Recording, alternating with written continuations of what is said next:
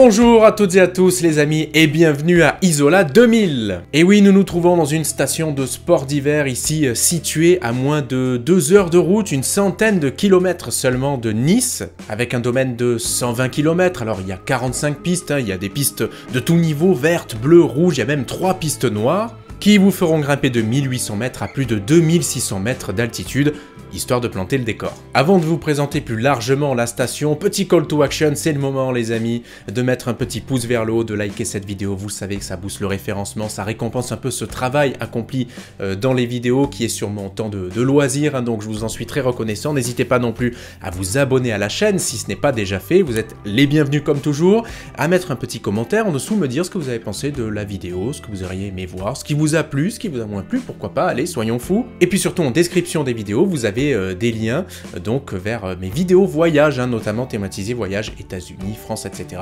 Et puis vous trouverez par ici donc et aussi en description le lien vers une vidéo tournée vers une autre station de sport d'hiver, mais cette fois en version été. Il s'agit de la station de Val-Fréjus qui se trouve en Haute-Maurienne. N'hésitez pas à aller voir la vidéo.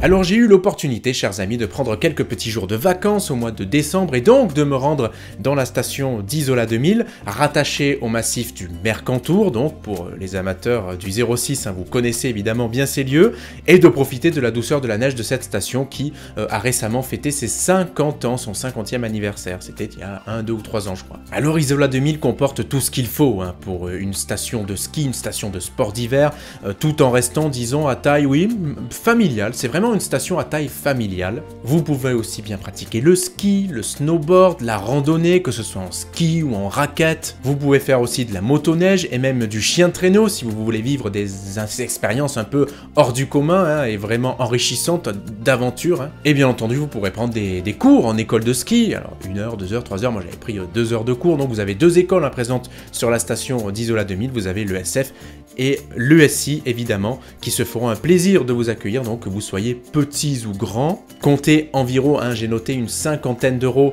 pour des cours privés d'1 heure pour 1 à 2 personnes, donc vous doublez si c'est par exemple pour 2 heures, c'est toujours mieux de prendre 2 heures en général, ça peut vite monter dans le budget, sinon vous avez les leçons collectives qui sont un petit peu plus abordables financièrement. Et bien sûr, comme toute station de ski, comme toute station de sport d'hiver qui se respecte, vous avez des remontées mécaniques, vous en avez 19 au total, vous avez de la télécabine, du téléphérique, du télésiège, du téléski pour rejoindre le sommet des pistes et vous amuser un maximum.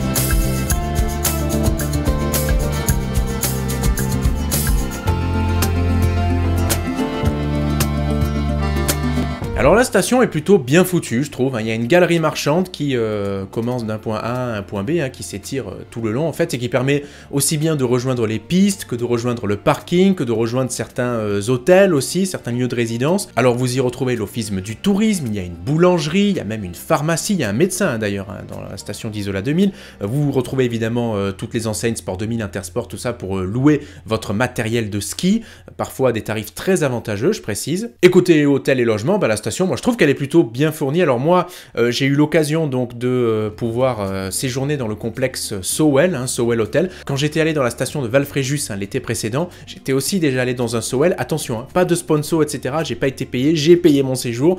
Soyons bien clairs là-dessus. Mais je précise que c'est, franchement, je trouve, pour aller dans certaines stations, vous en avez aussi au Mont-Blanc, etc., à Pralou, des Sowell, c'est super intéressant parce qu'ils font souvent, que ce soit pour été ou hiver, des formules all-inclusive, c'est-à-dire vous avez le déjeuner, le repas du midi, le repas du soir, et c'est hyper intéressant. Les hôtels sont clean, propres, c'est bien, le parking est gratuit, vous pouvez venir avec votre toutou si vous avez un toutou, donc c'est super comme lieu, et on a été bien accueillis. En plus, ils peuvent même vous prêter du matériel. Alors l'été, ça peut être des vélos, l'hiver, par exemple, nous, ils nous ont prêté gratuitement des raquettes, en échange évidemment d'une pièce d'identité, donc ça, c'était plutôt pas mal. Autre chose que je voulais ajouter, oui, côté logement, vous avez aussi des chalets avec une belle vue de partout, de toute façon, vous avez soit vu côté piste, soit vu côté montagne, etc. Donc c'est plutôt bien loti en termes de logement, Isola 2000.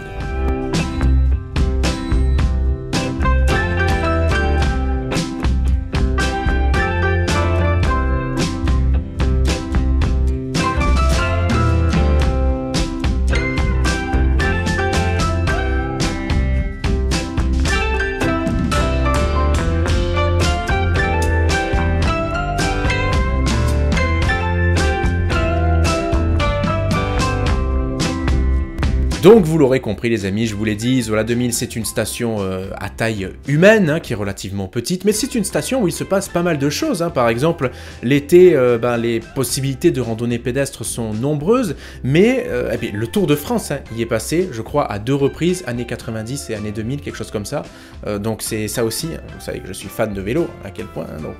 Oui d'ailleurs, s'il y a des cyclistes qui passent par ici, je vous conseille, petite recommandation, le col de la Couillole, qui se trouve en fait entre Nice et Isola 2000 et qui est terrible. J'ai eu à l'emprunter en fait ce col de la Couillole en voiture quand il neigeait, c'était assez épique avec les chaînes, etc. Pourquoi?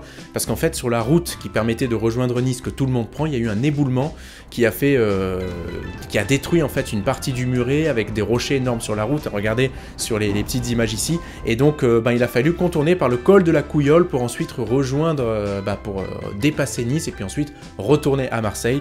Donc ce col de la Couillole, que ce soit en voiture ou en vélo, je pense que ouais, il vaut le coup. Bon, et puis je termine pour la partie événementielle. C'est vrai que l'hiver, il se passe aussi pas mal de choses à la station d'Isola 2000. Notamment, j'ai noté que cet hiver ont eu lieu les championnats de France de snowboard, Big Air et Slopestyle, pour les initiés. Donc il se passe pas mal de choses. Il y a aussi des trucs pour les championnats de France, pour les benjamins, les cadets, etc. Il y a eu des trucs ces derniers mois, ces dernières années, assez régulièrement aussi à Isola 2000. Donc n'hésitez pas. Moi, j'y suis allé début du mois de décembre et c'était plutôt enneigé. C'était très enneigé, même c'était très joli. De toute façon, vous l'aurez vu dans les images sur cette vidéo. Et voilà, c'était le mot de la fin, j'ai terminé. Je vous retrouve donc très très vite les amis pour une nouvelle vidéo voyage. Alors il y aura peut-être quelque chose sur les États-Unis, il y aura peut-être, il y aura plein de trucs voyage. Et puis il y aura les voyages de cet été aussi qui arriveront. Merci à vous d'avoir vu cette vidéo, prenez bien soin de vous. N'hésitez pas, le petit pouce vers le haut, le commentaire, l'abonnement à la chaîne. Et je vous dis à très très vite pour de nouvelles aventures. Prenez bien soin de vous, je le redis, jamais assez. Ciao ciao.